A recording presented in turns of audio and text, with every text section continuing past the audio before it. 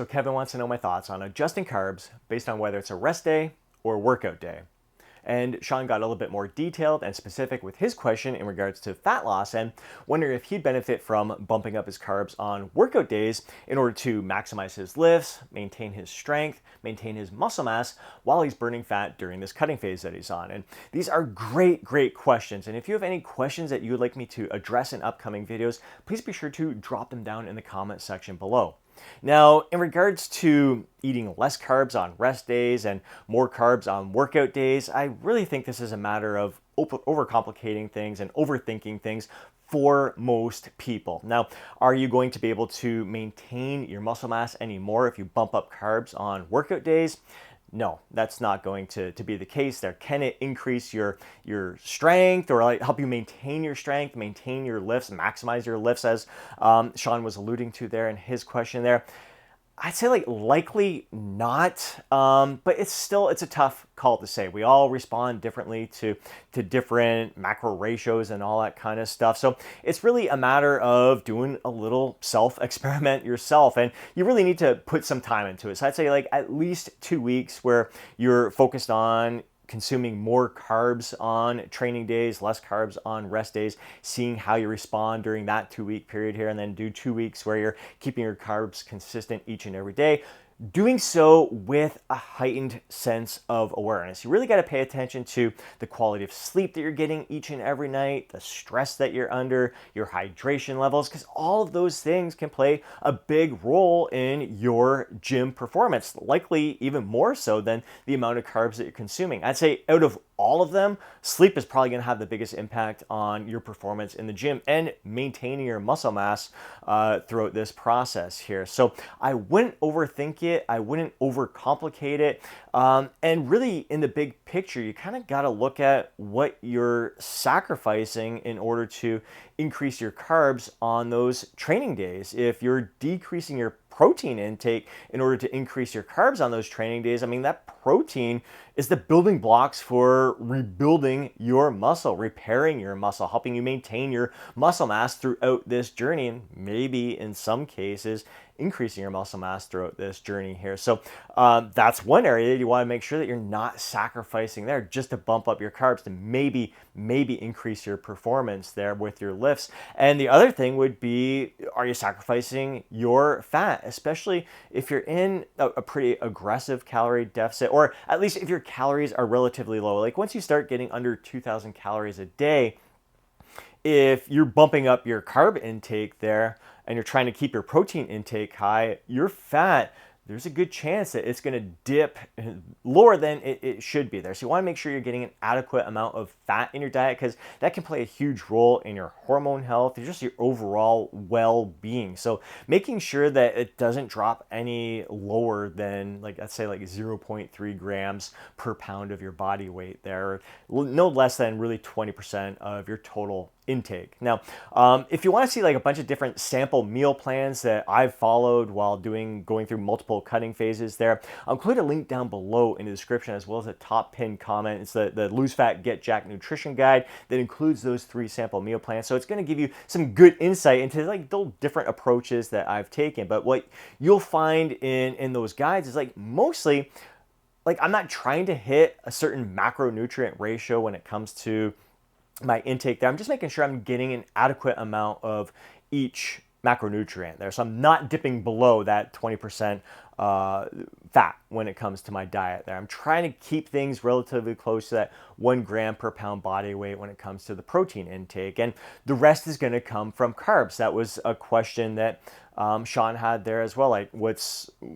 How many grams of carbs should he be aiming for? And again, it's going to be different for everyone there, but really I look at protein as number one, trying to hit around that 1 gram of protein per pound body weight. But again, if you start getting below 2,000 calories for your intake and you're trying to keep your protein up, you can sacrifice. I can see some people with some really low carb intake and some really low fat intake just to make sure they're doing that. So I don't try to force any kind of macronutrient to be high, which is kind of why I like to go by a ratio. And I just naturally, whether I am in fat loss mode, whether I'm trying to maintain my weight or build muscle, I naturally consume about 40% of my diet comes from carbs, 30% protein, 30% fat. I don't aim for those targets. It's just if I happen to record this week without trying to hit any target, that's roughly where I'm going to end up. It's never going to be exactly the same. It may be like 20%, 27% protein and 42% carbs and maybe 31% fat or whatever. So it's going to vary. It's going to be subtle little changes, never exactly the same. And I just don't stress over those things. I aim for my calorie target and I just make sure there's no macronutrient that is lower than it should be there. And I just have that heightened sense of awareness. Like that's what allows me to thrive, and keeping that consistent allows me to sustain my energy, allows me to sustain my strength, my performance, maintain my muscle mass throughout this process, will just feel my best and perform my best. So when I'm in fat loss mode, the calorie target that I'm usually aiming for is 2,000 calories a day. That puts me in roughly a 700 calorie deficit. So losing close to 1.5 pounds per week. I weigh about 148 pounds, close to 150 pounds right now.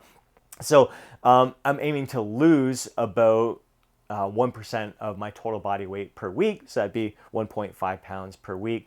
And in order to do so, I need to create like a close to a 750 calorie deficit. 500 calorie deficit to lose 1 pound per week, 1,000 calorie deficit in order to lose 2 pounds per week.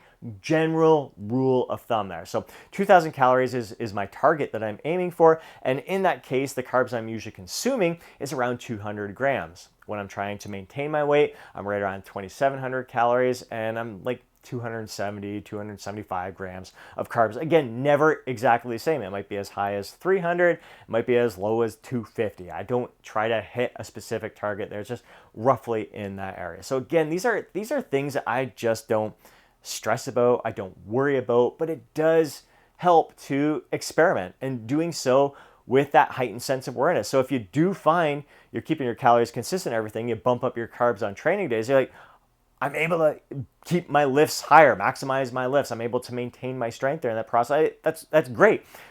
Maybe it's a placebo effect. Maybe it's in your mind that I bumped up my carbs today. I'm going to have a good workout here. And if you don't bump up your carbs, like, I'm just worried I'm not going to have a good performance. It could be in your mind, and that's okay. There's nothing wrong with the placebo effect. If you are amped up thinking you bumped up your carbs and you're going to get a good lift, great. But just have an honest evaluation when you are consuming this. Really pay attention to all the factors there, because like on those off days, on those rest days, the carbs are going to benefit you just as much. You're going to be replenishing your glycogen stores, so that's going to help you the following day. It's not like if you do your workout, your training day, you bumped up your carbs there, so you're utilizing those carbs for energy and depleting any of the carbs that you have in your system. Like the next day, if you're not having your carbs up there, it's going to take a little longer for you to deplete them. And like, it's not like having those carbs like the next day. So depending if you're like an every other day training there, like you're not going to be fully, even though like weight training isn't going to deplete your glycogen stores all that much,